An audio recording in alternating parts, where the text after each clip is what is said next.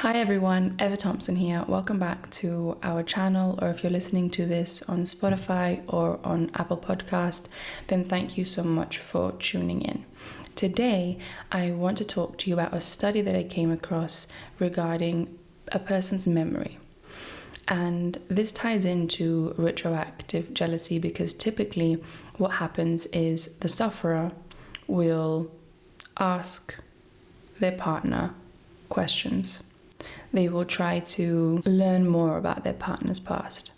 Some may stalk social media, some may not ask questions and fill in the blanks or any questions they have about their partner's past.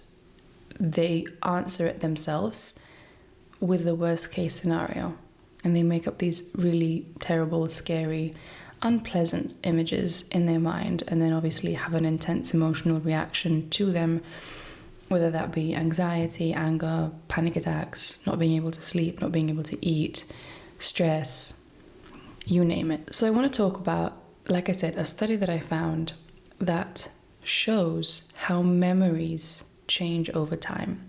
So this video is specifically for the people that keep asking their partner questions or have asked in the past and they've stopped, but somewhere inside they still want to. So according to a new Northwestern medicine study, our memory is kind of like that telephone game that you may have played when you were younger, where you whisper a certain sentence into another person's ear, and by the time it gets to the last person, the sentence is completely different to what it was in the beginning. Now, I will link this study down in the description box below, but I want to read you some key points because as an RJ sufferer, if you're worried your partner's lied to you, or if you're worried that they've changed their story, or if you're worried that you'll never know what really happened, then I think it's important to know this. The study says that every time you remember an event from the past, your brain networks change in ways that can alter the later recall of the event. Thus, next time you remember it, you might recall not the original event, but what you remembered the previous time. The Northwestern study is the first to show this. And this is important. It says, a memory is not simply an image produced by time traveling back to the original event. It can be an image that is somewhat distorted because of the prior times you remembered it, said Donna Bridge, a postdoctoral fellow at Northwestern University. Your memory of an event can grow less precise, even to the point of being totally false with each retrieval. What this means is that if you're someone that asks questions, every time the answer is going to be different because they're going to remember it differently. And if you keep asking questions, it's going to get to the point where it potentially could not be true at all.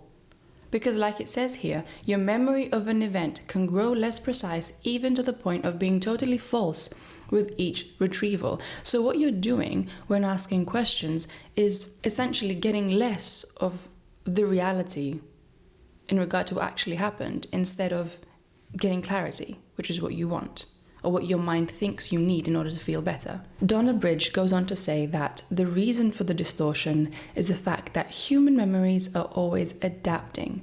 Memories are not static. If you remember something in the context of a new environment and time, or if you are even in a different mood, your memories might integrate the new information. So I just think it's important to bring this to your attention, mainly if you're someone that is struggling with RJ and is asking a lot of questions, thinking that they're going to gain some sort of clarity when doing so. On top of this, I want to give you 2 reasons of why the mental movies and intrusive thoughts that you come up with and that you obsess over are not true. There is a very, very, very slim chance that they are anywhere close to reality. Firstly, because of what I just read to you, the memory that your partner has keeps changing, and you keep bringing it up, therefore confusing both of you. But imagine you've got someone's memory that isn't accurate anyway, so you take that. On top of that, you add pictures that you have in your own mind based on movies you've watched, pornography, your own experiences, how your partner is with you. You mix all that into the information they've already given you. So for example, I had a client the other day and he was worried about the intimacy and the sexual experiences that he's having with his girlfriend not being special. But then when we talked about it, we figured out that he's projecting how she is with him. She's in love with him, they're in a relationship. It's completely different to a casual relationship.